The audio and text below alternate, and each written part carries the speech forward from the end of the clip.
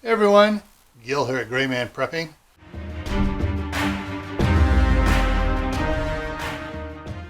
On this episode of Your Prep for Today, I want to talk to you about grain mills, specifically a part of the grain mill.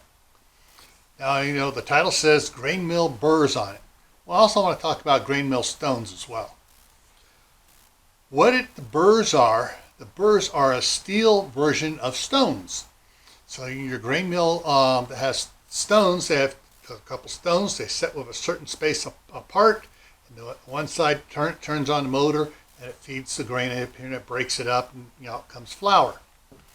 Or depending on your gap, you can put like corn in and you'll get cracked corn coming out the bottom. And depending on the spacing is how fine of a product you get. And some people wind up, they'll run it wide, break the wheat up, take that, narrow it up a little bit more, and run that through again. Refine it a little bit smaller, and do it again. That way you're not trying to run something through and have it go all the way from a big thing down to the little bitty powder. Now, with the ones that don't use stones, they have what are called burrs in them. They're stainless steel, and they got the little grooves and stuff in them, and it goes through and does the same thing. Well, burrs and stones wear out. And if you have yourself a nice, good grain mill there all set up, and you don't have spare parts for it, when the time comes, all of a sudden it's going to wear out, and you're not going to be able to make flour anymore. What are you going to do?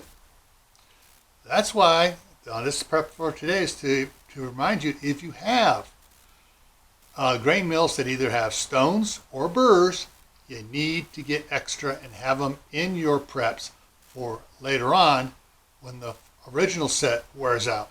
All right? So, with that, before I take off, I'm going to put a link to my other channel, Camp Patton Family Compound.